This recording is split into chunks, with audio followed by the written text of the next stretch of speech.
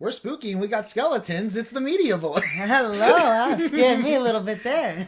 Well, it's spooky season, people. Happy Halloween, everybody. It's almost there. almost Halloween. Let's go. Yeah, like, it's weird because, I don't know, I've had this thought that I want to do a costume, like a proper costume, but then I think, I don't know, I probably wouldn't wear it. Make this a year. You can make this a year. You know what? I was thinking like a pirate. Right, like I could be like a pirate. Like I got easy the hat, customizable. You know. I wouldn't have the peg leg though. That would be way too difficult. So yeah, welcome to the Media Boys, where we talk about different forms of media. We have we already review Halloween costumes next time. We're gonna have to just roast bad Halloween costumes you see on the internet or something. But yeah, so we talk about a bunch of stuff. I'm Andre. This is my co-host Lucas. Yes, here I am, ready to review. I'll give you our humble opinion, you know? Yeah. Two random media boys out there. And then, yeah, I feel like we should just get right into it in terms of what we're going to talk about. So we're going to talk about our first object. Well, it should be clear that we tried to go for like a horror theme, kind of like a more darker setting. Yeah, so all of our stuff are going to be kind of horror related, vaguely in some ways. But darker theme than anything else, I suppose. Which I suppose like fits with the theme and stuff. So we'll probably start off with the album that we are going to discuss. So this was kind of a mutual thing. We were kind of up in the air about what we were going to do about a horror-themed album, right. And I had suggested, after hearing this a while back and not having revisited it until very recently, to go for a Daughter's album, You Won't Get What You Want, which is a noise rock group. Definitely noisy. Out of Rhode Island, I believe. I think that's what they're from. So this is a very dark, very moody type of record. It has a lot of really ambient sounds and just insane, like, kind of it's one of those probably melodies. Best used with like headphones, I'd imagine, you know, to get like the whole effect. Yeah, because there is definitely aesthetics that this album wants you to kind of go for. Some of those bass drops, you know, like you feel like the vibrations, you know. Mm-hmm. Yeah, so I mean, like we start off with track 1, City Song, which is kind of a very long, almost like intro song to kind of the world that's being set up with this album. It has like some pretty kind of harrowing imagery about like the city is an empty glass is like a thing said throughout the entire song. And like a sci-fi thing, you know? Almost like you're kind of entering a world that like feels like, you know, that it is a city, but it's not quite like right, you know, that there is something missing from it, hence the empty glass kind of refrain, you know? I see that metaphor. Mm-hmm. Yeah, and I mean like you get a lot of like really like feeling of kind of emptiness along with that almost familiar tone too. It kind of feels like maybe our subject is kind of walking into a like city that he had previously been to that feels different now, whether that be maybe through, he's revisiting it. Whether that be through like memories or just like visually for what he's seeing, you know. Yeah. And I mean, musically speaking, the song is very bare for the start. You know, you get like a couple of drums, you get kind of some muffled guitar riffs in there, and then it kind of takes like a very like noisy turn and transition into kind of like the latter half where it's just very bombastic and kind of in your face. I will say that there's an electronic section in that portion that kind of feels like it's not necessarily in place, especially given the rest of the album, because there's nothing quite like that sounds like that. And the very first song, it's very unique to the rest of the album. And I do think that the first song does like it sets you up for an experience, you know? Yeah, I will say so. There's some interesting like ways that they kind of lure you into, because by the end of the song, like the music kind of draws out and you just kind of end with like the earth shakes, you know. Yeah, like, the breath is long, you know, like that's a pretty interesting way to kind of kick off into the next track. Which especially after all that noise, the way that they cut it out, you know, obviously the dichotomy of nothing and something there, you know. So it's just hearing that and you're like, okay, what are you giving me? What are you offering? And then the rest of that's why it was very strange, because hearing the first song compared to the rest of the album, like how kind of different it sounds, you know? Yeah, and I will say, I guess of the 10 songs, this is the one that I think like could be trimmed down a little bit, could have had a difference in like a certain section and stuff. But I do think it's a great opener, at least to kind of give us the idea of like the setup for what is to come. Yeah. And so we get to track number 2, No Turn or Long Turns, No Road. No. And this is a banging, a really banger of a track. Like the way that like the song kind of goes in like almost like a complete like circular motion, like these guitar riffs are almost like, echoing around you, I kind of equate it to being almost like on an evil merry-go-round when you're listening to the song, it's really like a carnival ride. Yeah, but it's like a carnival ride of like, just like evil. but it's not even evil in the sense of like nefariousness so much as it is kind of like realism. It's just unsettling, Yeah, like, and the lyrics don't even don't want to be there, not like not hearing it is bad, but just it gets you that feeling in your chest. Yeah, and it is it is still very abrasive. It's still very like shattering in a way, like your body feels like you're kind of like convulsing to it in a sense. And there's a lot of like, lyrical content about like, not really understanding how to like understand people and whatnot, or like the idea that your entire life is kind of walking on eggshells, where he's constantly saying, like everybody climbs so high and falls so far, a little is all it takes. Like the idea that you're gonna work so hard but just one little slip destroys everything.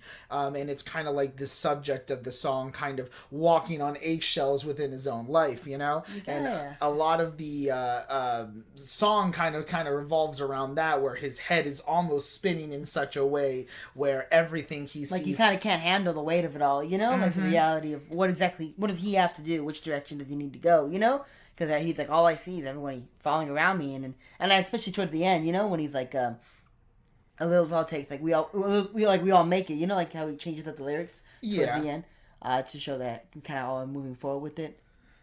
Yeah, no, I definitely see that as well. And there's also, there's also some interesting lines like towards the end of the verses where he's basically just shouting, these are just the words to someone else's song, and like as a kind of a way of saying how like even as something as small as words can actually affect something. And so if something as small as that can go, it almost adds to kind of like the insanity that the character is going through with these situations that he's kind of ending up in. I also think that kind of like the ending organ and kind of orchestral tone kind of has a nice end to it for this song. I like all the way the songs end, like they always have interesting like ending synths, like with the organ and with the beginning song, Oh yeah. Like, so it's always unique, and it's very each song is very like whole and contained, Yeah, and then we get to like track number 3, which is probably like one of the more straightforward tracks, which is Satan in the Wake.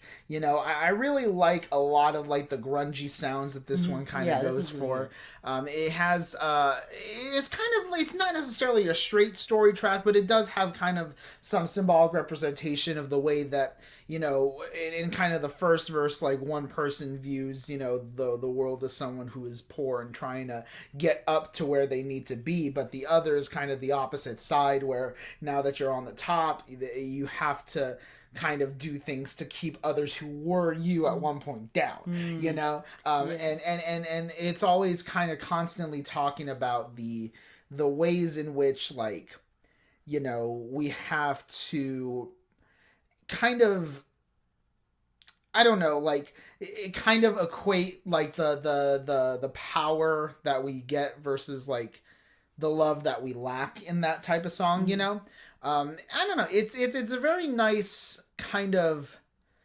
I mean, I wouldn't say the song's nice lyrically, I suppose. No, not supposed. But like compared to everyone else, it's not as abrasive. Like you described the other songs with. Doesn't hit your ears as hard. Yeah, And it's definitely more that one. It's not like it's. It's not saying it's. They have one like that. That's actually an acoustic, I would call it. Compared to the rest of the album. Yeah. No. I definitely agree. But that track is still hardcore in its core, like everything else is. But it's still it's not as much so as all the other tracks. Mm-hmm. And I mean, like, just like it just has like such a crazy way of like describing like things that are going on, like just the opening about that bastard had a head like a matchstick, face like he was sucking concrete through a straw. Like just the imagery that they create is never like, it's never smooth or like nice. It's always like a very crude boxy thing, very I just imagine all these shapes and twists and turns. And, I do kind of like the outro as well about talking about, like, today gonna feeling like tomorrow someday. Like, the idea that time just kind of always, like, morphs within itself, and, like, maybe who we are then, who we are now, like, are similar and one and the same, and that's kind of all kind of feeding into the paranoia as well of this subject, because, like, in each song, there's just a lot of shit that they are, like, troubling them. Definitely a lot of paranoia in this album. Especially when we get to track number 4, The Flammable Man. Oh, which is probably one of the most intense tracks on the album. There's just so much in this song, like, in terms of, like, the way that the aggressions go with, like, the guitars. The drums are absolutely insane in this one. The entire time. It's a very short track at about, like, 2.5 minutes, I'd say, but they really pack in this track. And the lyrics about, like, I don't lie in bed for fun, like talking about, like, his lack of sleep and the ideas they have, and the ending portions where he's just like, you get like these almost like violin sounding like horror movie score by the end, where he's just saying, is something burning in here or is it me? Kind of also reflecting on how this subject doesn't even know that he himself is the cause of like that fire and like paranoia burning that way, because like in a weird way he assumes the world is trying to attack him, but really his own projection is the enemy, yes. And so there's a lot to really like about the song. It really goes into a lot of crazy directions. It's very short. It's like kind of like an adrenaline shot of a song, and it's like a pick me up, like if that other song you thought that was a downer or something, this one's supposed to be right back. And then we continue that trend with like the Lord song, like the Lord song is one of the best on this album. I think I really love, like, it's kind of crazy punk rock influences. There's a lot of like lyrics that kind of lean to that, like I'll cry about it because I want to, and there's some really like interesting like imagery there about like the hearing the voice of God and God telling you to cry on, like almost as if like the intention and his plan is for you to suffer, and that is kind of a really enjoys it, like hence the title. I think the Lord song is because like the entirety of this character is just kind of wielding and crying for an answer, and the God that created him is just like, this is what I wanted for you, and it sounds about right, and I really love like the before the last chorus, the way that those guitars just kind of come in and with like those like it's just really memorable for me, and that's a song that I tend to revisit a lot, The Lord song? I definitely like that one a lot. And then we get the cool down track of the album, which is Less Sex, I think. Which starts off almost like weirdly, because it has... This song is the most likely to give you sex out of any of these songs. In terms of, like, in terms of its musical content, it is... appealing to, like, the modern... because it almost just sounds like a straight up, like, indie song, where he is just kind of singing about like it's got that like hum, like you hear hums in the background, and even though like during like the breakdowns there is kind of like a loudness to the way that the guitars are riffing and stuff, like it's definitely a lot more smoother. It's a lot more like straightforward. You don't necessarily have to interpret a lot of the song. It's more about kind of letting in your fears and like slowly letting that creep into your life, like I let it in through the cold, and there's just and the vocals are much like smoother on this one compared to like all the other ones, because it's not like Scream, it's like song, really. It's like very smooth. It's a much lower pace, and I definitely do think that it is kind of necessary as a cool down, because at this point, like, the album definitely got a lot, you know, and don't get me wrong, people to like retain everything, you know. And so I definitely think that this is one of the more it's always like interesting, I think, tracks. when people make art like this, because especially if you're trying really hard to send a message across, it's like, I mean, not saying it's necessary to put one in, but like obviously it has its advantages, but having so much of one thing, it's sort of like, isn't everyone, that's what you want to do, but at the same time, you probably shouldn't do that, because somebody's just going to be bombarded with so much stuff, they might not get anything out of it at the end of the day, you know, because it might just kind of be so dazed from receiving all this input.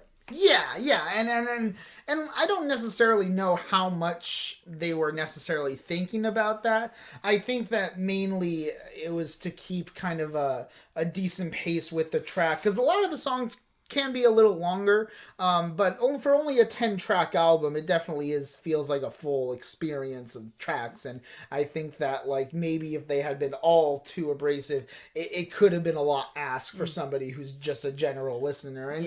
And granted, I've already had experience with this album before, versus you, who's like listening to it really freshly, you know. So I definitely appreciate that Less Sex is on here, even if it's not like one of my personal favorites on the album. Right. And speaking of another one that's not, like, our next track, Daughter, is probably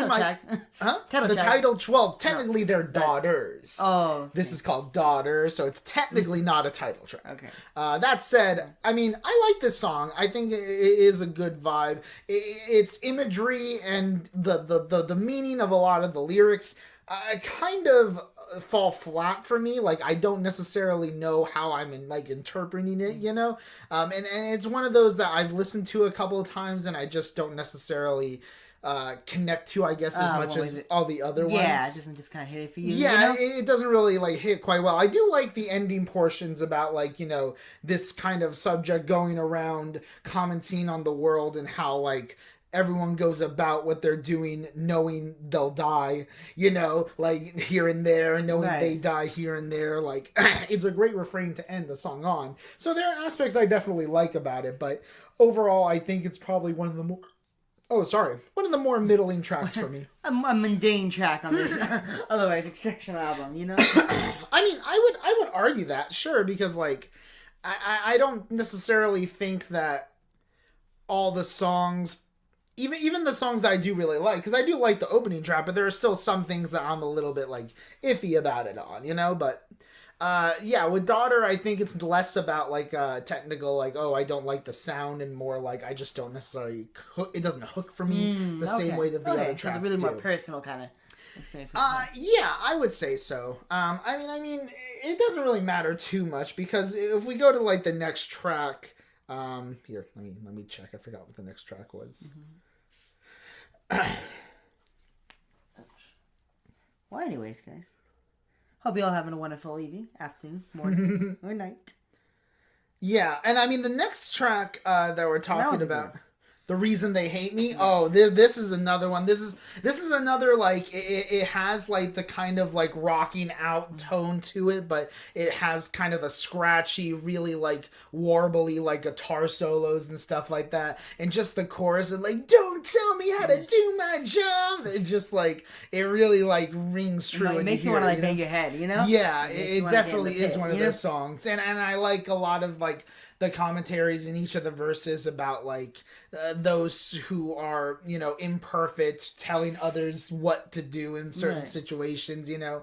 I mean, you could argue that it's about, like, music per se, but it's also just about general criticism in any type of form, you know? Yeah, it kind of applies to everything. Yeah, and like, I like the line, maybe the sun waits for you to decide what to do, you know, like, as if, like, everything revolves around you. Right, these people think the world is theirs, you know? And so, yeah, I definitely think it's one of the more, like, banging tracks. It hits home. It's not so lyrically dense that, like, you might have to, like, re-listen to it a few times, but you do want to re-listen to it just because, like, that kind of, like, pulsating feeling you get.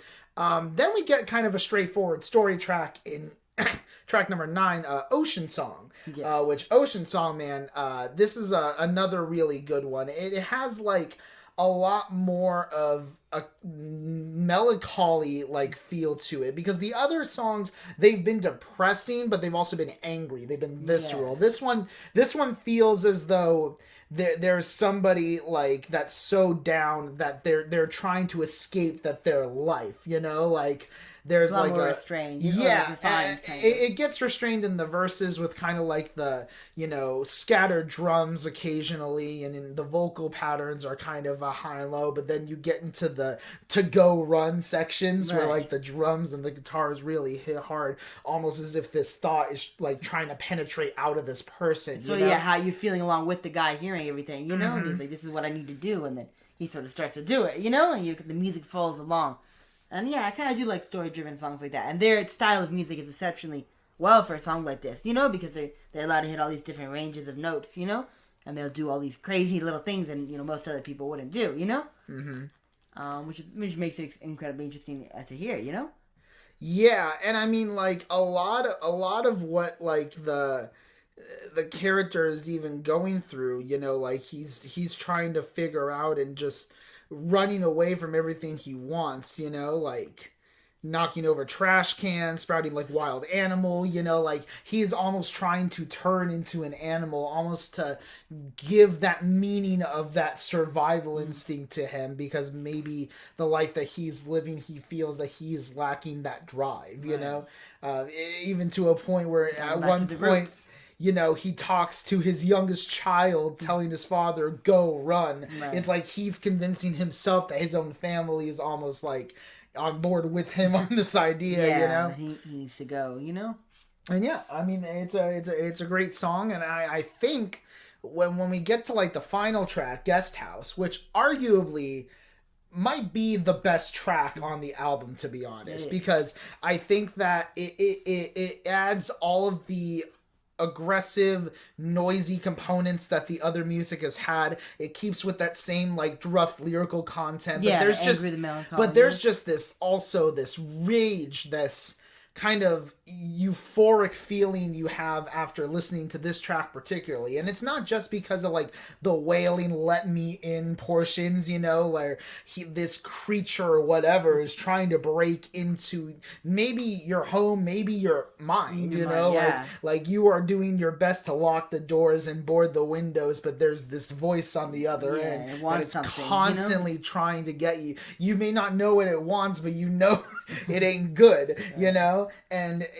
the ending of this song, man, like when it goes into like those soft like violin like portions, almost as though like those like really interesting like synths really make the album feel beautiful in a way. Right. I mean, obviously, like makes you like appreciate this as an art, you know, versus thinking of it as kind of just some like garage punk band, you know, making some music, you know. Yeah, because like at the end of the day, like it really it's like the bow tie to really what has been this kind of the experience of, you know, aggression, euphoria, like understanding the fact that you are helpless to your own demons, it in a way is tragically poetic, and I think that that's kind of what that final section of the album really feels like. I think they managed to get that as well, you know, to get that kind of experience, pen to paper. And yeah, listen, like I really loved a lot of the music on this. I really liked the lyrical content. I mean,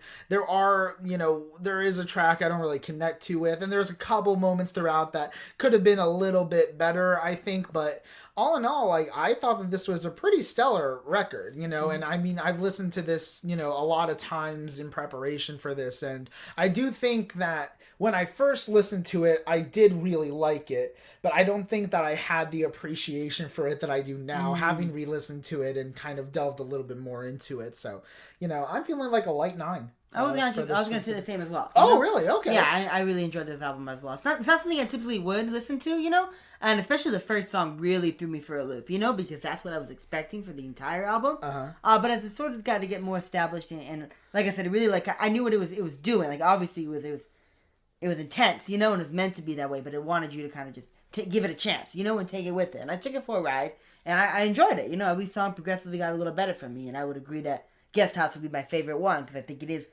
the culmination, kind of a bow tie of the experience of watching this, listening to this album. But I would definitely listen to it again. You know, I mean, I feel like each individual song connected to me in the way it was supposed to. I didn't have any problems with really any of them, but I just also at the same time, it's not like, sometimes there was times when, like, you know, in the songs when I was like, okay, this is going on for too long, or this could use a little more, you know? So for that, I would also say like a light 9, you know? Okay.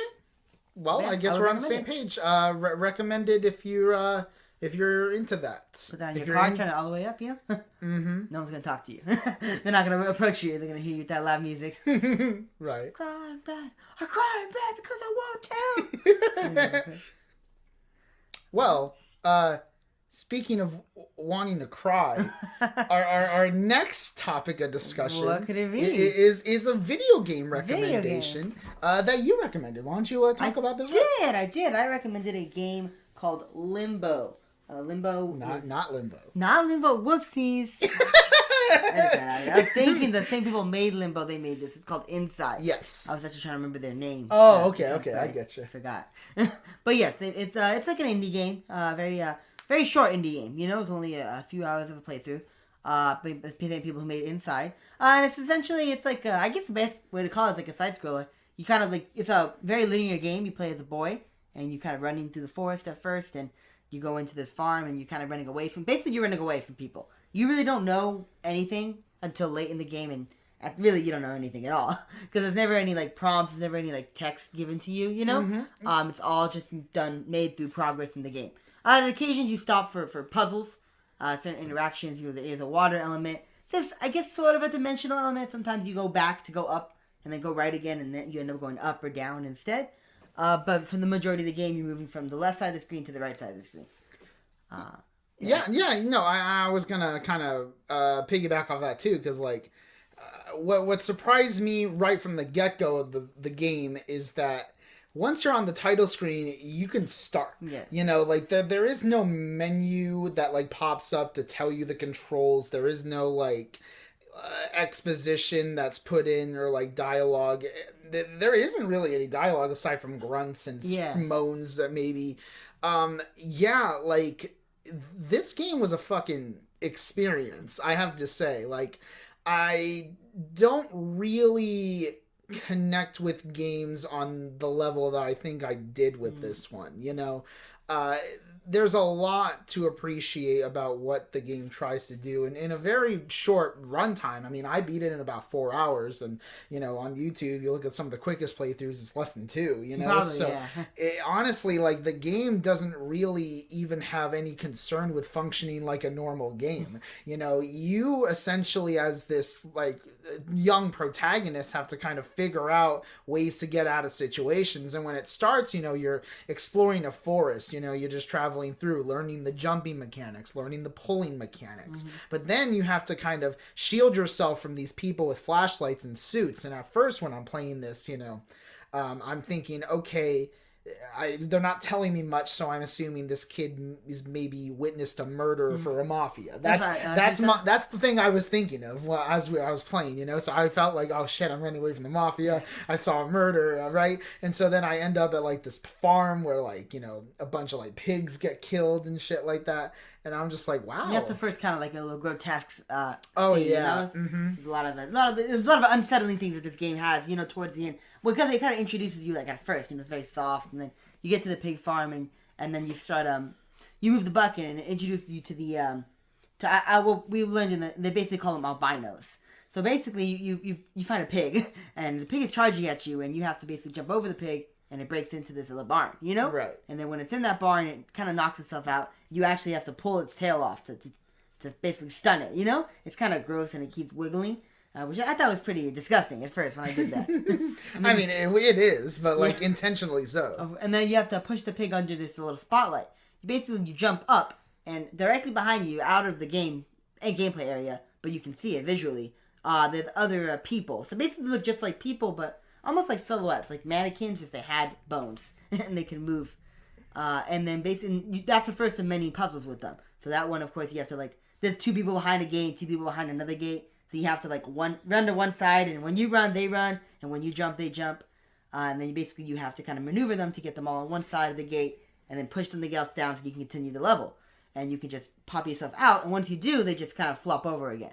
Like they're not activated until you jump into that. Mm-hmm. So it's kind of debatable if they're really even people, or if they're like machines, if there's some sort of like hybrid that need like a human connection.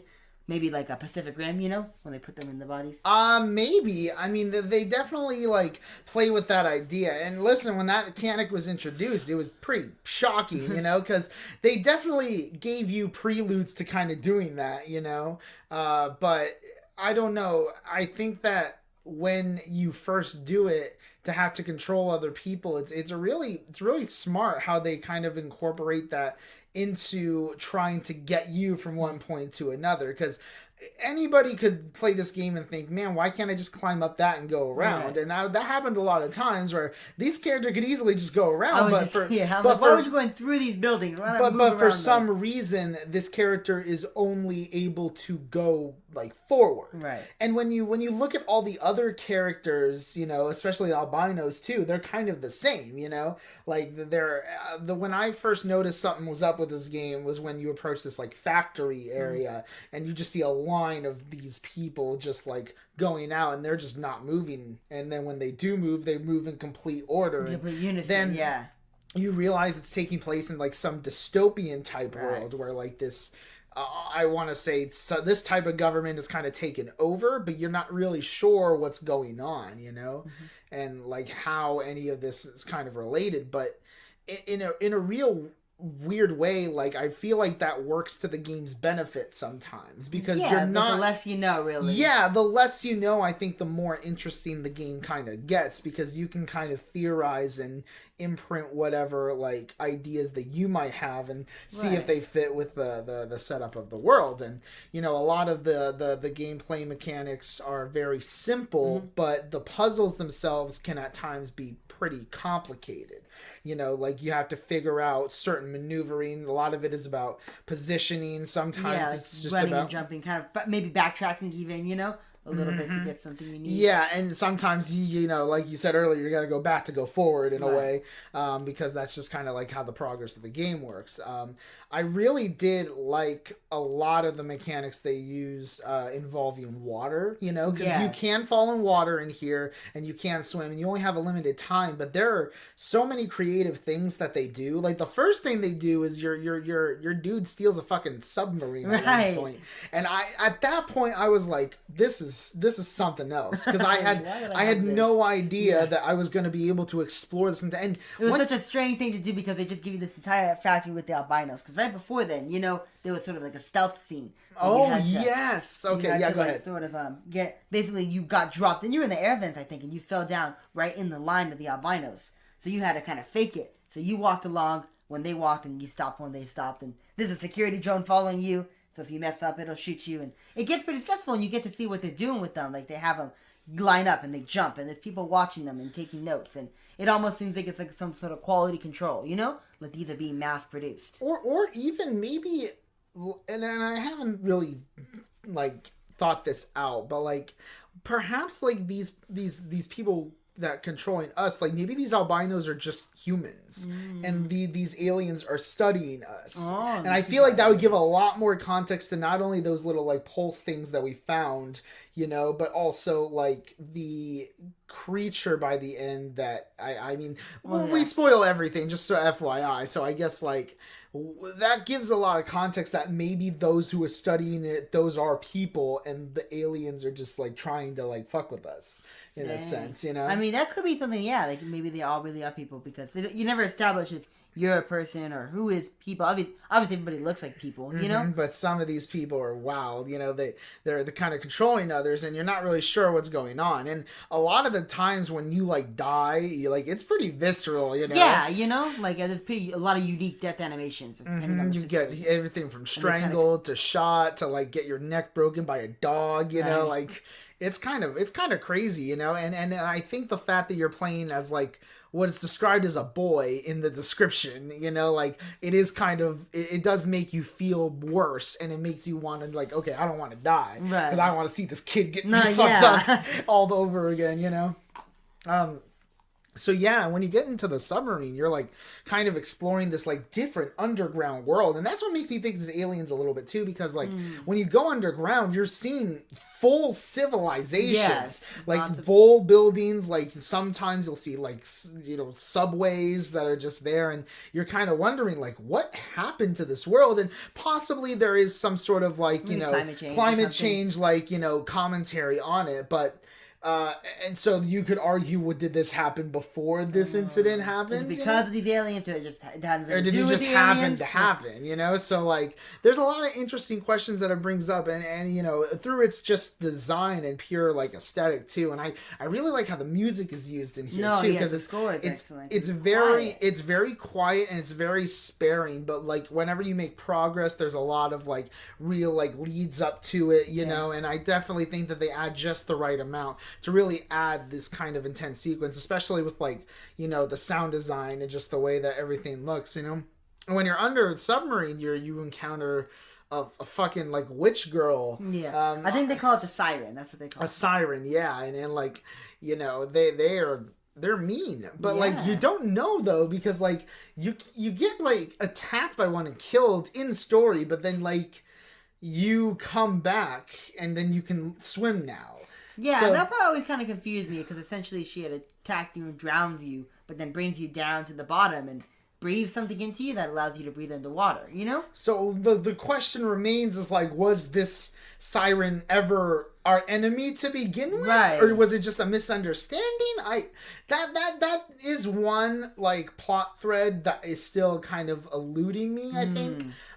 In terms of like trying to piece together, like I don't know if there's a satisfying answer I have right now, given the information we have, but I really do think it changed up the dynamics ultimately, because like once you learn how to swim underwater, enemy, actually, and well, not only do you have an enemy, but once you can breathe underwater, it's like, what the fuck, I can do anything now. You felt like powerful in a way, even though you died. You were like, whoa, I can actually just swim, and man, there's so many creative sections in here like that. There are times where you have to have water above you, and then there was some scenes where the gravity was flipped, so like the water was above and you're on the ground, and you could flip it to the other way too. But like in some ones, it was like so weird, because I never really would have thought that as a mechanic for this game particularly, especially if I was playing at the beginning, Right, yeah, like it just takes you for a loop, because you kind of don't know what you're getting into. You get this taste of like, oh,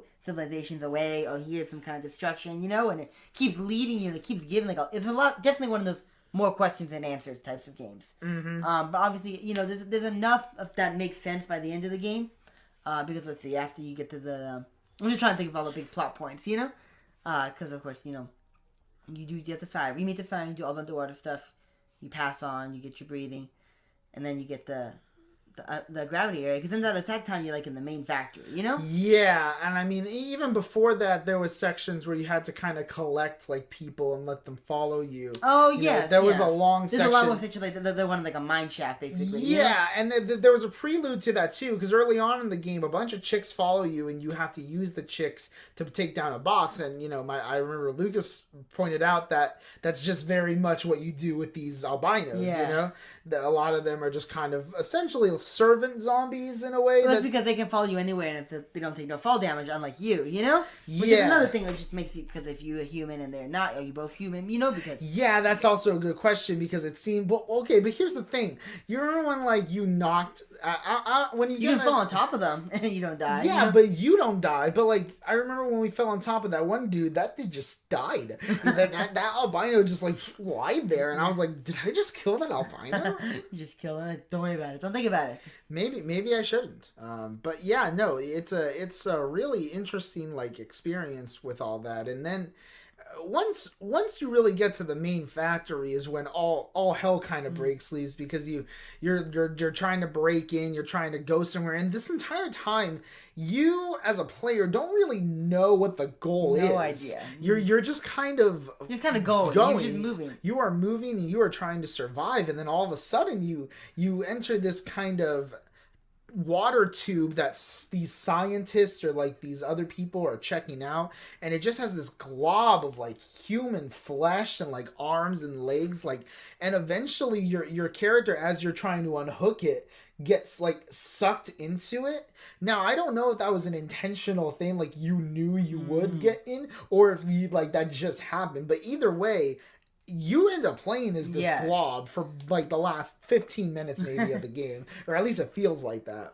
And decent amount, the decent amount of glob action. And all the same movesets apply. You can grapple, you can like move and kind of jump, but like not really. It's a different type of jump. No, yeah, really, you're kind of climbing over things, and it's just like you got hands all around you, so that's how you move. They're like kind of cartwheeling. Yeah, and I can say like this is some of the most like disturbed I've been playing a game in a bit, because it's like you're now controlling what is essentially a monster, but you're playing a monster that has no goal, or at least you're unaware of its goal. You really don't know what you're supposed to to with this monster. And you're just kind of destroying buildings, you're running over people. There's the point where you just like fall on top of someone and they just splat like on the ground, and you're like, oh my gosh, and you don't know, because that's the thing, there are some scientists too there that seem like they're helping you escape almost. Right, like in some scenes, like when you come from a vent into a room and there's a guy in the corner, and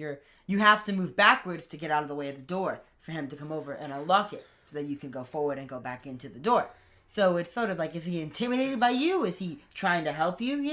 Yeah, and also when you have the little box thing that can like boost yourself up, you throw it to some guy and they set it up for you so you can throw it up to a button. So I don't know if that person thought it was like a bomb and they were going to kill you, or if like... Because part of me thinks maybe even like they're testing it. They're thinking like, wow, holy crap, this thing has intelligence. Let's see what it can do. Wait a minute. Oh my gosh. So like that's an interesting theory, because that would kind of make sense in a way, like the idea. I mean, if we really think about it, maybe the film is taking like or the film, god damn it. The video game is taking like a stance on like animal scientific testing or something like that, or making like a commentary. Because if you remember when we get to the pig farm, there's just so many dead animals, completely slaughtered and stuff like that. And like you could argue that maybe, okay, that's just equatable for how humans are treated in this world being father, but you can even take it a step further into the scientific aspects of it, because that would explain a lot, because no one's really attacking you. And even though people were scared, there were other people that like almost felt like, okay, they were observing what was happening. Right, like it seemed like they were really cautious, like I made comment on this. I was like, and that would explain why some they're not freaking out enough about this. Or some people were. Like, right, that's understandable. I'm just like, really, everybody, but like, especially people who are helping you or giving you stuff. Like there's another point. There's like a button above you, and you have to get a broom, and they give you one, and then you move it up, and you have to press it, with all the hands. And of course, and then there's a scene too. It's funny because throughout the game, dogs are like an enemy constantly. You have to avoid them using fences, and then right towards the end of the game, there's like 3 dogs attacking you. But at this point, it does nothing. It does nothing. So you just keep on walking, and it's sort of like a retribution moment. Yeah, sure, a little bit, and it is kind of like weird how the game kind of goes from there, because as it concludes, you roll down this giant hill and you end up at like the corner of like a rock near the ocean, where it's like the only glimmer of sunlight that you've seen since like, I don't know, earlier on in the game when you were like kind of at the farm going through the city. There was a little bit of sunlight there, and so you just kind of go there, and it just slowly zooms out, and the credits just start rolling. I guess you made it outside. That's the implication. And I don't know though, because like if you're just sitting there, like in silence, like I don't know if like maybe it just died. That's true. I don't know yet, because I don't know either. I think it's supposed to be implied. Maybe it did. Maybe it didn't. Mm-hmm. Like, who's in control of it still, Yeah, is anyone in control of it? Yeah, I mean, do you want to talk about that, the other ending? Yeah, okay, so that's like the canon ending, I guess, That's what happens at the end of the game. There is an alternate ending. So throughout the game, the only type of collectible in this game are these sort of like orb. Basically, they're batteries, and you pull the battery out, and it deactivates it, And they're kind of hidden around. Some of them are kind of hidden. Some are pretty obvious. Some you have to actually do some stuff to like solve a little puzzle to get to it. But you get like they're all 13, and then right before you when you're still the boy, right before you climb to go into the the tank with the blob monster, you can go another way, and this leads to a giant kind of it looks like almost like a spider, not like a spider, I guess like an octopus, something, but it's like a battery one too. And that one, if you don't have any of the other ones activated, it's going to be closed. All the lights are going to be off. If you have all the other ones activated, then that one's going to be open. You go in and you turn that one off too, and then everything shuts off except for one of them, which is like the second one you meet it. Towards the beginning of the game, after you leave the river area where the guys are chasing you, before you get to the farm, you pass through this cornfield, a giant cornfield, and you just walk right through it. So like a transitionary pass. But in the middle of it, there's a secret bunker. You have to, I don't really know how people would figure it out. Maybe there's like a textile difference. I couldn't even see it. I was just walking and pressing up. I had to use a walkthrough for this. But you get down in there, and then of course that's also where one of them are located. So you have to have already been there earlier in the game. One of the little ones. There's a door to your right, a giant vault door, and there's sort of it's a panel, and it has different notes that it plays when you move it in different directions. There's this complicated puzzle where you have to go to different sections of the game that are playing certain notes and listen in, and then find like the sequence of it. Because you could just load randomly into different points of the game and like load back, and that's how you're supposed to do that. But I guess maybe if you've heard it throughout the game, you could just do that. So you get it. If you get the right combination, the door opens, and then it starts. And then you travel through the right. And you're basically what looks like you're in a cave. And it gets smaller and smaller, and it gets darker and darker. And you sort of think you're walking into like a just giant black room. But then when you get to the end, it sort of opens back up again. You fall down that grate, and you're in a room like you usually like in the factory, like anywhere you'd be. And you see people in the background, and you see one of the little lights that people use to control the albinos that you would hop into. And if you go to the right, you end up taking off a panel. There's a giant plug. You end up unplugging it. And when it unplugs, all the lights shuts off, and the little boy slumps over. And then it pans out. So it's implied either that perhaps maybe he was being controlled by someone behind him as an albino, or perhaps maybe he was just tired and didn't move after lifting the grate, or unplugging it. Maybe. I mean, like, maybe unplugging it was supposed to unplug everything. Right. So, like, he destroyed whatever society. Was going to. But, like, then who controlled him? Somebody who's fed up with that society, I guess. But that brings the implication that I think it sort of like closes the loop, maybe that. I'm not trying to think of the time travel thing, but it's like that ending kind of sort of seems like it's self-contained, but it's which is like keeping it inside. I think it's kind of relative to the title, because while the other ending is kind of going outside, that ending is sort of like nothing sort of happens, nothing changes really. But with the original ending, of course, I would imagine that's a pretty big change. Yeah, I suppose so, because especially if this is in a world where some people didn't even know this existed. Right. Then, I don't know what really happens to these, like, albinos or these people that are involved in this situation. Yeah, there's so many of them. There's also just so many different locations, too. Yeah, for a game this short, you travel a lot of places. We didn't even mention the sound section, where there's this room where it has, like, a giant boom, like, this vibration. Oh, yes! And it's like you have to evade it by like hiding past it, and if you get caught in it, you literally explode. Your guts all towards the screen. Yeah, and it's crazy. Right. And I had no idea what that even was. Like, was this one of their experiments? Was this like... I don't know, it was just a boom, and it was exploding. Maybe it was like pounding. I don't know if it was like drilling or a mine or something. It could be one of those that like pound into the earth, Maybe, yeah. Or like one of those Star Wars movies. They have that giant laser, I think 7 or 8, the newer ones. Okay. But it like made a really giant boom, when they shot it, And then the people in the room got blown up. Yeah, that happens when you shoot giant lasers at things, I guess. Bunch of freaking idiots. Why would you work around a laser? Mm-hmm. And just be anywhere near that laser. Yeah, I would not be close to that laser blow. Anyways, yeah, I mean, to be honest, like, it's a very simple game. There's not a lot of like extras you can do besides collecting all the orb things and then like figuring out the thing. But the musical sequence I should say. Listen, like this is a game where like now knowing like what to do now and knowing that I wouldn't get stuck on like a puzzle really. It's a game that I would really want to revisit. The experience of playing this game was a pretty epic one. I really liked a lot of what the game was doing.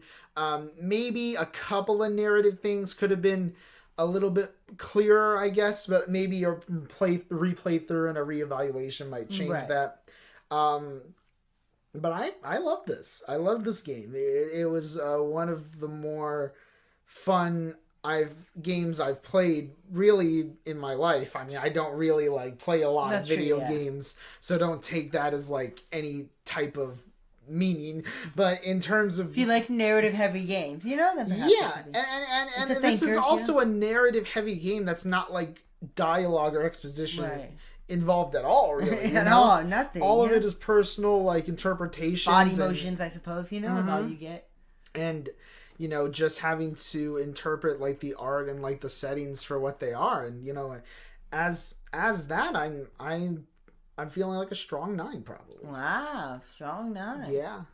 Well, I could give it up. I could put it up. I think maybe on that replay. You know, I'm glad you really enjoyed this pick. You know, I did, you had a great time. I also enjoyed it as well. You know, it's very short for me. I wish there was more. You know, wish there was some more side content, some more main content or anything. Just because I'm somebody who's played a lot of games, like I did like it. I did like it a lot. It's probably a strong 8 for me. You know, just because I understand like what they were doing and they did it very well. You know, and it is what it is. But it's like maybe it didn't touch me emotionally as hard as it could have. But I really did appreciate for it, and I really enjoyed playing it. So you know, it's all around a solid game. I'd recommend it. Inside. Well, I'd recommend playing it inside, as opposed to outside. Yes, can't. Don't play it outside. Don't buy it on Switch. Don't play it outside. Only indoors. Well, speaking of indoors, doors. He broke through a door. It's the Evil Dead, guys. So our last discussion is going to be the Evil Dead trilogy, which was a recommendation from me. You know, I'd watched the first 2 films, I want to say close to a year ago at this point, and I thought, hey, this is one that I told my brother I was going to want to show him at some point, and I figured for our first Halloween kind of themed one, we would just go ahead and watch the trilogy. They're all insanely short, you know. They don't really have a lot of time wasted in any of them, really. I guess you could argue the first one takes a little bit to get going. Because it actually has exposition, you know? because like, okay, well, we're going to start at the beginning. So the first Evil Dead film came out in 1981, I want to say. I believe it was 81. And yeah, it's basically just about 5 friends that go to a cabin. Cabin has demons, and demons attack friends. It is a very straightforward supernatural horror movie. It's very low budget. But I also think that it is also one that's pretty focused on creating that good sleazy horror film that you expect from this type of genre. It was like low budget but high passion, you know? Mm-hmm. Oh yeah, you could definitely tell that there was just so much, like, even from the opening shot, you know, we see like this like crazy camera movement over this like river, just kind of going over, and like someone holding the camera and moving it, you know? And you feel like, yeah, like this, they're really putting an effort into making it feel as though the camera itself is like created from that entity, you know? Right, like that, it's that perspective, you know? Yeah, and I mean, you kind of get quickly right off when they're driving, you know, the hand gets taken over for a second. Yeah, they almost hit another truck and whatnot, but luckily they got near it, you know, just to be near the cabin, they almost died. Yeah, and from that point on, you know, there's just so much like build up to all the spooky stuff with the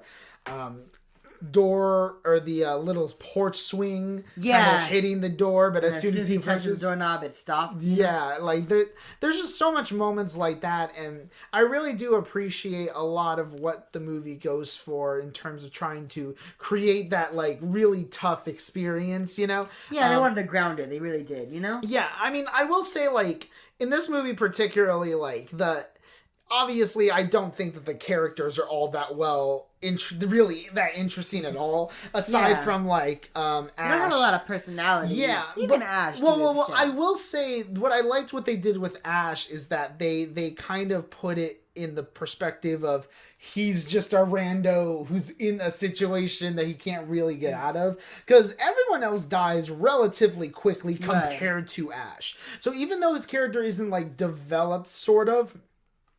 He gets the most screen time. He gets the most screen time, and you definitely feel that sense of like empathy through everything that's going on, because you at least get the situation where he did like his girlfriend and stuff like that. And they do kind of build that up well, and so there's a lot of really fucked up deaths in this movie. Yeah, very grotesque. But a lot of that budget, that small budget, a lot of it went into that makeup, and that's and listen, there are even times where like they kind of and we watched this on HBO Max, and they have it like as like an edited version, because like there are certain sequences that apparently had people in the background, or like had like some like kind of stuff that you wouldn't really want to show in a movie nowadays, I suppose. So I don't really know exactly what the differences are per se. Is that why that one scene with the very zoomed in wonky camera angle? That would be every time you see that, I think that's what it is. I mean, I know that in the second one especially, there were a couple of moments where that happened with the giant monster. Yeah, it was just technical issues, But like, it's a very low budget movie. It does what it needs to do, and I love the makeup design. I love a lot of the creatures, and like there really are, terrifying. Like they really set up that these demons do not give two shits, and they just want everyone to suffer. Honestly, they don't care. And it's not even like it's not even like a Pennywise situation where he eats them or anything. No, they're just like, he doesn't gain anything out of it. Doesn't even enjoy it, really. It doesn't seem, Yeah, I mean, actually, I was at least not in the first one. I will say the second one, it feels like they had more of like, they were kind of malicious into it. I mean, well, they did get some fucking shit in this one. They got into it in the first one. Yeah, in the first one, there was a woman who was pretty much raped by a tree, and it's kind of like, whoa. He's like, this is artsy, People need to see this. It went on for a while, and I was like fucking like shocked when I first. Because like everything else in the film, it was slow, it didn't want to get straight to the punch, Mm-hmm. It was slow with the build-up of like the kind of tentacles wrapping around her and kind of caressing her face and up her thigh. And I mean, I do think it is effective in kind of making you squirm and not wanting to see it. Well, because it's rape. I mean, come on. Well, to be fair, though, I do also think that it works in the context of showing the maliciousness of these demons, because it is established that they don't necessarily have to do any of this. But it's like... That's true. He's only doing it because it fucks with her. I guess it's evil. It's really evil. Well, I guess it is. And like, I'm sure that, like, in a more highbrow version of this movie, there could have been some, like, commentary somewhere on that. The ghost is a man! I guess that is the commentary. But yeah, no, I think that this is a pretty great slasher movie. I'm not necessarily like in love with like supernatural films, but I did like too that it was like pretty much a one location film. Yeah, it's a pretty much one location film. Apparently, I want to say, now don't quote me about this, but I read somewhere that a lot of like the cabin scenes were just like a set that they build in like their high school gym or something over the summer. Was it inside an actual? But the cabin was built, but like obviously when they're in the woods, they're in the woods. That's like probably the woods. And they had outside scenes with the cabin, so Yeah, but I don't think that's the same cabin as the one that they filmed inside. And they just made like a replica, Yeah. Probably for the scenes where shit has to break, Yeah, probably. And I mean, the second one probably has the similar situation too. Although the second one, and we'll transition to the second one, I'd give like the first one a decent 8. What would you give? I mean, I have to think about it, because I personally, just the beginning, I know they have these stereotypical characters, not well written, but I despise, not Ash Williams, but the other male lead. Yeah, the other male lead was a dick. Well, which granted, I don't think he was written to be likable. But he was like a dick, like, super dicky dick.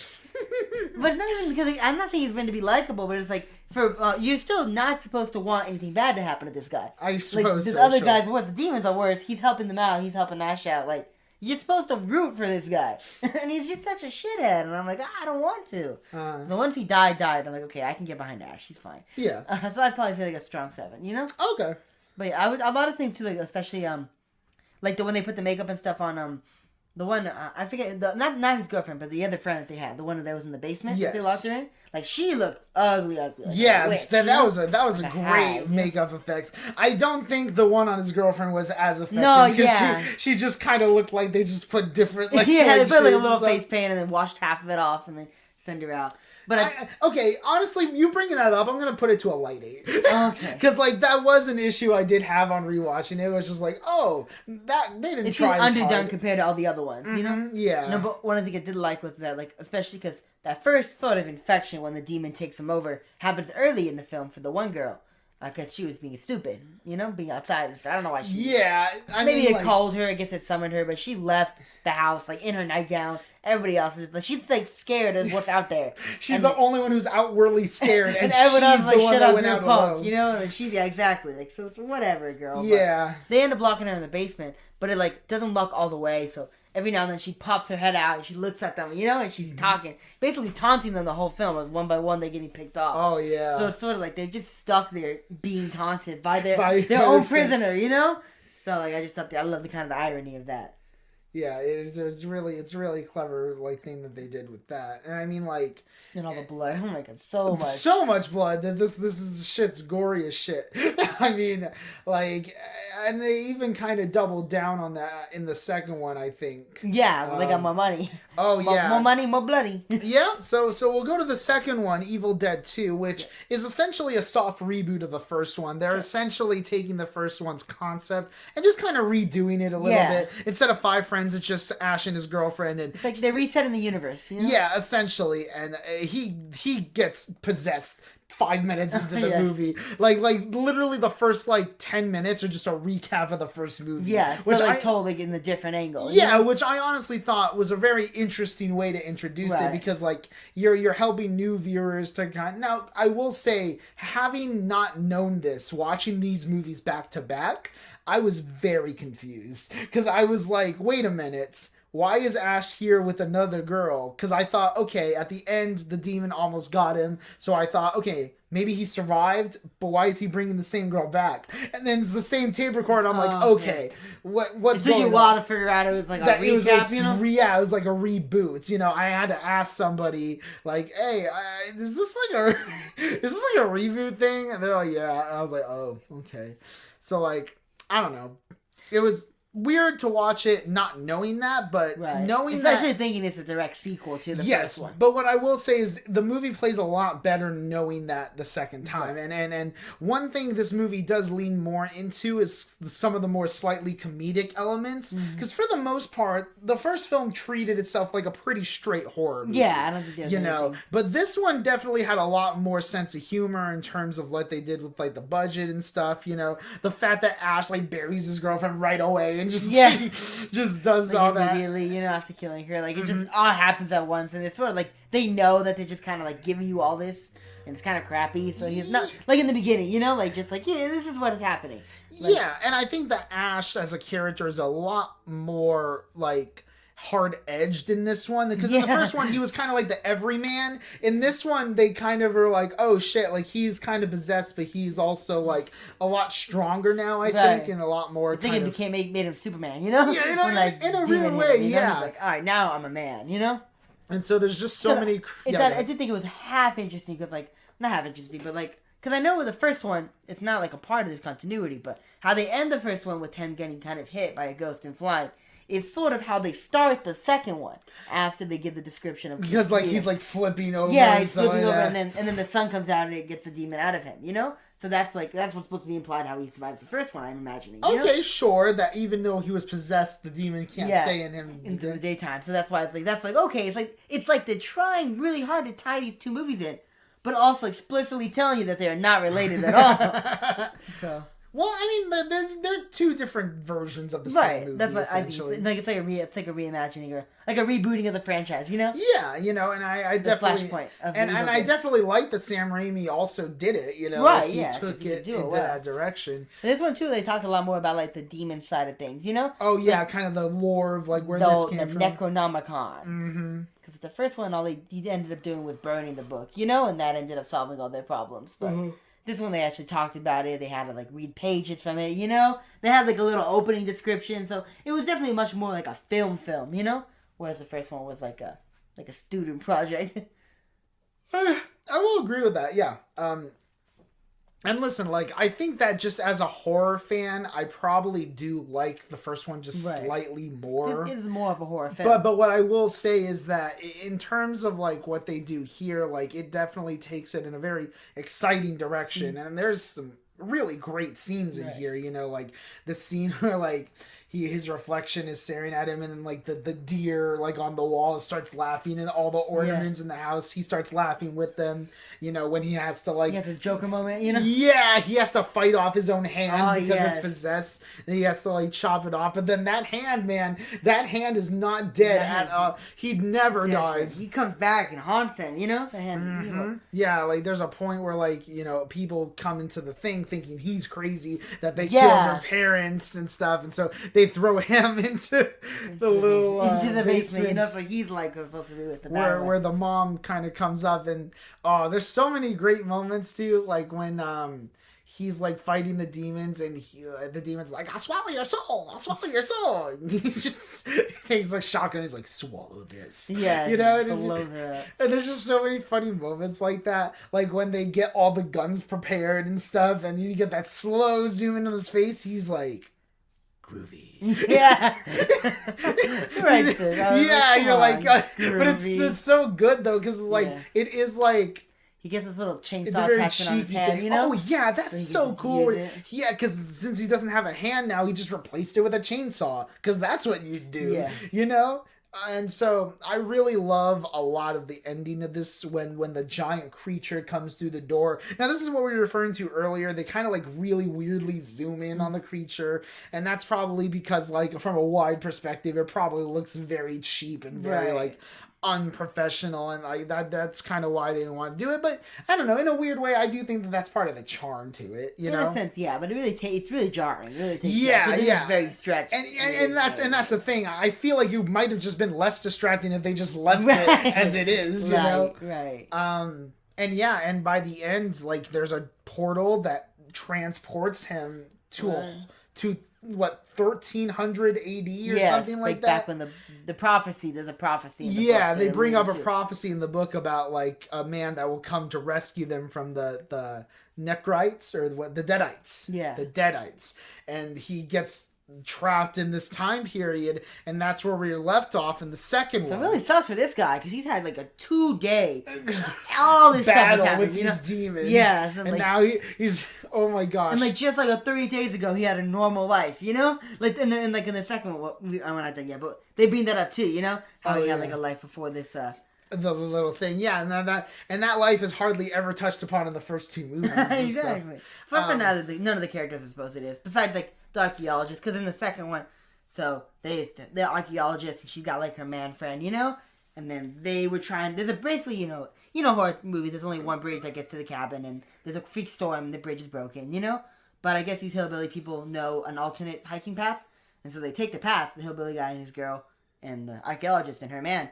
But when they get there, then all of a sudden the path is closed up. They can't find it to leave again, you know? Mm-hmm. And then people start getting picked off. I think the hillbilly girl gets lost in the forest, and so then the boyfriend dies, and then the archaeologist's boyfriend dies, and the hillbilly boyfriend is like, hey, we're going to go outside and we're going to find her, you know? So he gets him at gunpoint, you know?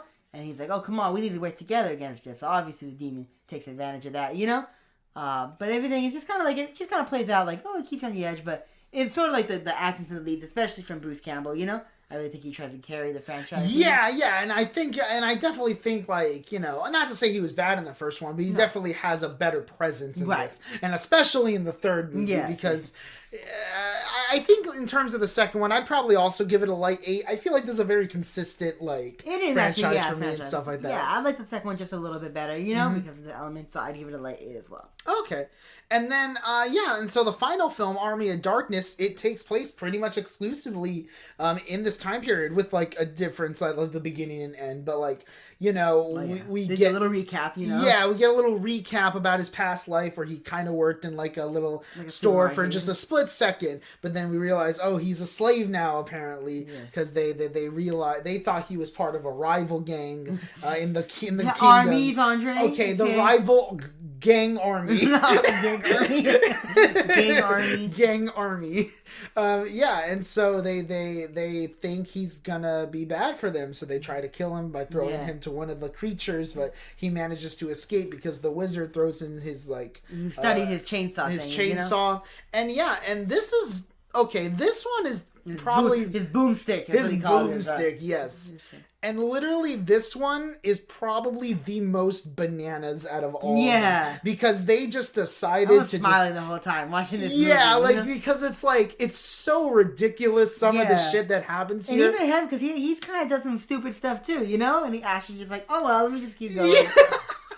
And moves on. I look, this is I guess why I do kind of appreciate this type of movie, because it's really self-aware in kind of how odd the situations that they're getting themselves in goes. It's like that one scene where he's trying to figure out how to get back home. He's eating grapes from these girls and stuff, and then this witch comes out and they have to fight her, and then as soon as she dies, I'm talking 2 seconds afterwards, the wizard just comes back and continues his conversation as if nothing happens. He was interrupted, his dialogue was interrupted, and he had to finish that sentence. Mm-hmm. Oh my gosh! And so he goes to a graveyard, and when he falls, there are these little rubber skeleton hands that are slapping his face, and they're basically playing his nose, they're playing Three Stooges shit with him. There's some physical humor. I like the physical humor with him. And he plays a lot more into it in this one. Yeah, and in this one, there's definitely a lot more of a comedic sense. I really like the scene where he's having there's 3 different books, and he has to figure out which one. Yeah, and he's no one said anything about 3 books. And he has to fight off with the one of them. Yeah, it's the books that eat you in the face. I think that's from Harry Potter. But one thing maybe that Harry Potter got it from this book. Movie. Probably. I mean, I don't know when because this movie came out in 91, 92? Harry Potter's 2000 something. Maybe not, I don't know. But I don't know when it was written. That's the thing. Because the movies came out in the 2000s, but I don't know how soon the books were afterwards. I mean, for all we know, J.K. Rowling was writing them while this came out. So who she was inspired by it. Who the fuck knows? I just know it. But yeah, I mean, there's a lot of interesting scenarios there. I do kind of and despite the fact that it is a fantasy film, it's very independently made. There's really just one big set, the castle set. They just go out to the forest or a giant field, or cemetery and shit. And so it's pretty simple, pretty smartly made. Yeah, and despite that, there's still a lot of really grandness to it. The fight sequences are actually pretty fun and really engaging. I like a lot of the variety of skeletons that they use. You never really they had personality. Because basically the whole conflict, the entire conflict is he needs to go and get the Necronomicon to go home, right? And the wizard's I'll send you home. You bring me the book. No problemo. He tells him, hey, say these magic words when you pick the book up. That way, nothing bad happens. And of course, he doesn't say the words right. So because of that, an army of the dead, army of darkness, is arisen, and it needs to fight for the book, Yeah. So he basically creates the entire conflict of the film. Because now the wizard guy is not going to send him And back. you could even argue, time-wise, he created the conflict for the other movies. Because maybe had he not done that, that area wouldn't have been haunted by that demon, right? I mean, true, if he would have sent him right. Because I was waiting for some sort of tie-in that that piece of land was literally where the cabin stood or something. See, I thought that was possible, but then again, in the second film, there was a shot of the destroyed castle in the background. Remember when the archaeologist guy and her girlfriend, when they were coming out, there was a castle in the background, Okay. And I think that's supposed to be implied as the castle that they're at, Okay, yeah. Because that's where they got the research from. Remember they got the extra pages? Okay, maybe, yeah. So then that's why I'm okay, I don't think logistic-wise, because there was a drive. I don't think that would work. Yeah, but it maybe was because I just remember how long, I think they said it was a 2-hour drive, because that's when they drove and they met the hillbilly couple. Mm-hmm. But no, in the second one, so of course, the where the guy convinces him not to be a dickbag and leave, skip town, you know? Yeah, he was going to be like, I'm just going to skip town. But then, like, he realized how much of a dick he'd be because everyone was like, oh, they're sad. We thought you were the chosen one. Yeah. And he's like, wait, guys. You know? I can still be your champion. So, yeah, and I mean, like, the finale was really fun. A lot of, like, really fun fighting. Like, the gore isn't necessarily Lord of the Rings, you know? Yeah, it kind of felt like it. It had that epic feel, I'm not going to lie. Army of Darkness walked, so Lord of the Rings could have won. Good right.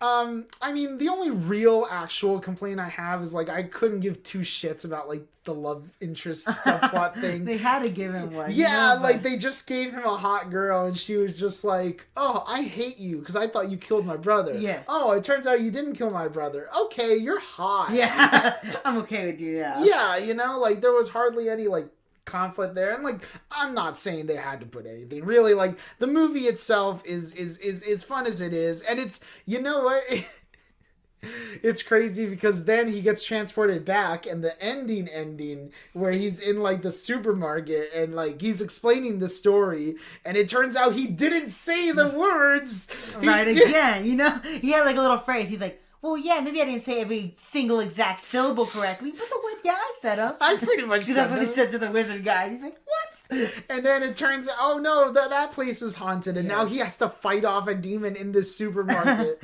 Just because he doesn't know how to say the damn words. And oh my gosh, it was pretty fun. It was a really fun way to end the movie, and it seems like it was a good like tie-in to like the TV series probably, or at least an explanation of what I might have to watch it now. I might have to pick up on it. Yeah, because I mean I haven't seen it, but it's pretty it seems like it'd be pretty fun.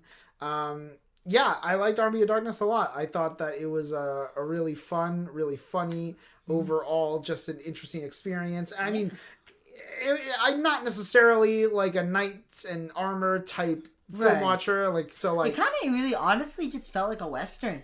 You really? Is that like how you felt? A fantasy western, you know? A fantasy western, like the whole quest thing of going out and making it up, you know? It's like, and the whole like, you know, get the whole like I'm the hero, but I'm shunned because I have to leave town. Let me stay and fight against the bandits that are coming, you know? Right. But maybe so without the dragons. But I don't know, maybe that formula felt like a western to me.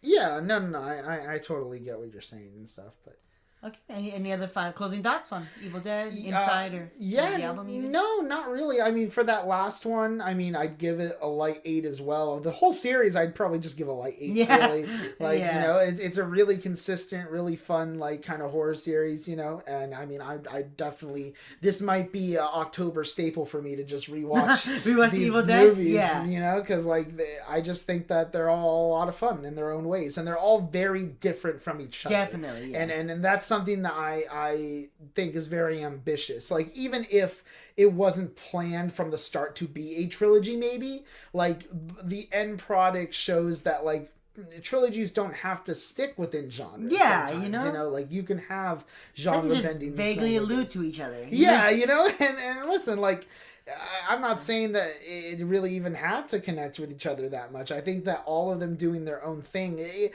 reminded me, I don't think it's as high quality as these movies, but it reminded me kind of like an Edgar Wright's like Cornetto trilogy, you know, the whole like Shaun of the Dead, Hot Fuzz, World's End, because they're not connected, but they use the same actors, and like they all have kind of like that different tone. Like, you know, it definitely kind of reminded me of something like that, you know, where like they're not connected, but they vaguely have some sort of references, you know, so yeah, I really liked it. No, yeah, I mean, definitely, it's a great movie, you know, would watch again. Mm-hmm.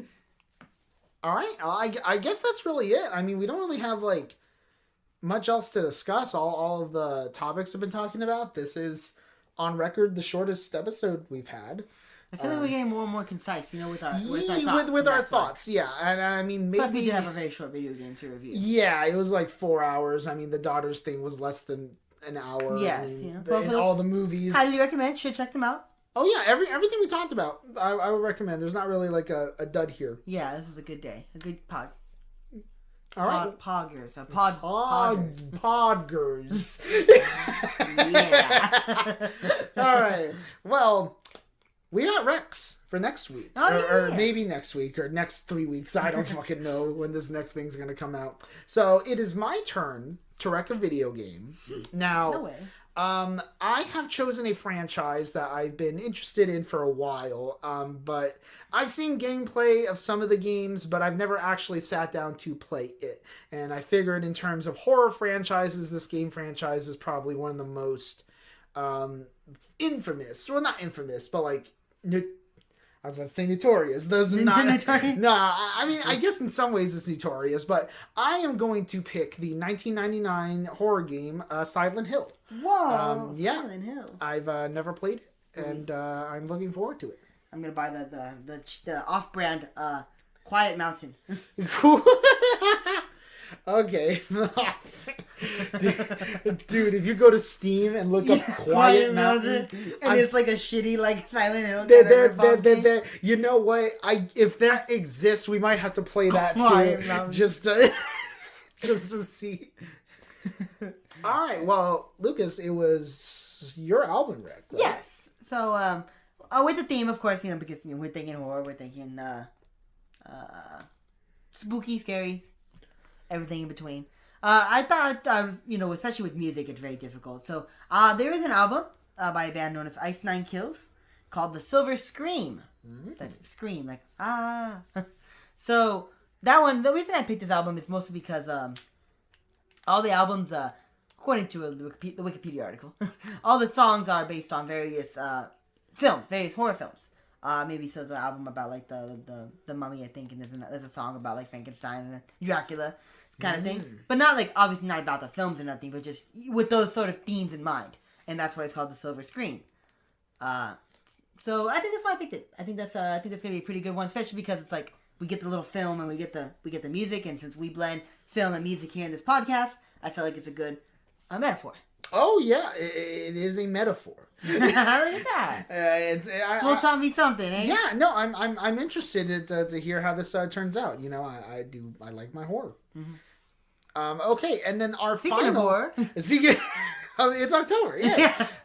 So the film rec we have was a mutual rec. Now my brother had mentioned, because we had talked about it, that he had never seen John Carpenter's The Thing. Mm-hmm. So we decided, that would be a good rec to do. But I also felt that since I had never seen the original film, The Thing from Outer Space from 1953, I believe, we would also watch that. Right. So we're going to do a double feature of that and the original. Now, I'm not asking Lucas to watch this, but I myself might also watch the prequel, The Thing, that came out in 2011, that takes place before the events of The Thing, which should be great. Yes.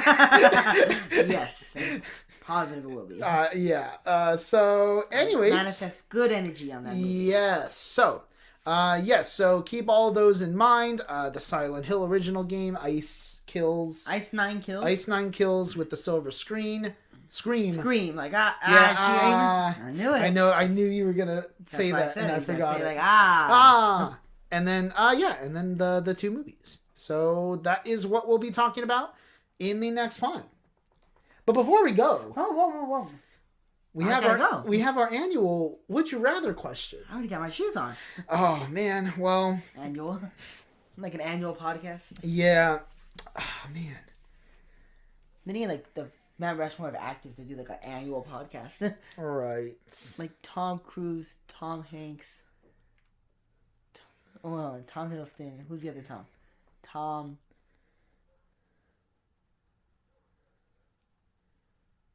what? I'm trying to think of a fourth Tom. A fourth Tom? Like for a Mount Rushmore of Toms. Of acting Toms. I just said Tom Hanks, okay. I said Tom Hiddleston, and I said Tom Cruise. I'm trying not to use Tom Selleck, probably? I mean, he's from Alien. Is he still alive? He's still alive, yeah. I mean, he's not really doing a lot of good stuff right now. We need those four to do an annual podcast. Maybe. The Tomcast. And maybe they'll just talk about anything good. Or nothing. Yes, none of these are that good. Okay. Oh wait, would you rather? Whichever one. No. I don't know. I have to hear the options first. Give me 1 second.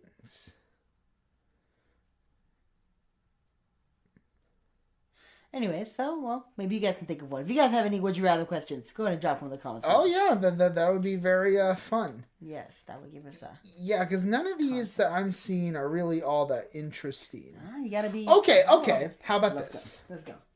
Would you rather sneeze nonstop for 15 minutes once every day, or sneeze once every 3 minutes of the day while you're awake?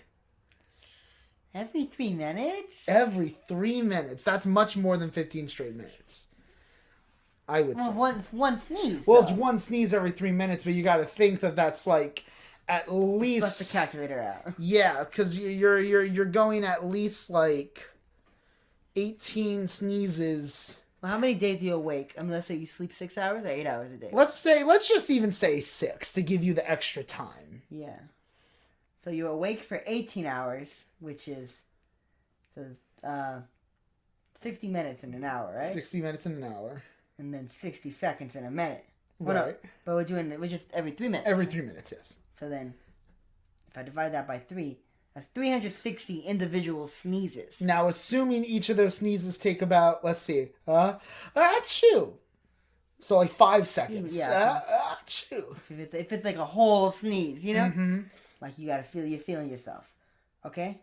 And then you divide that again by, that's seconds, right? Yeah, I believe so. Because it's 60, well, I got lost.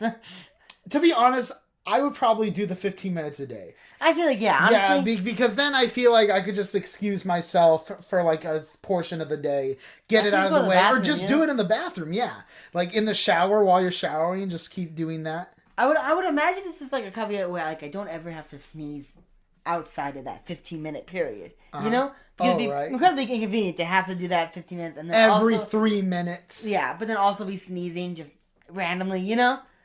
You're like an actor, and you're gonna ruin every take you do. You better sneeze in your trailer. I'm like, we had 2 minute and 59-second takes. Can't have anything more than 3 minutes. Right.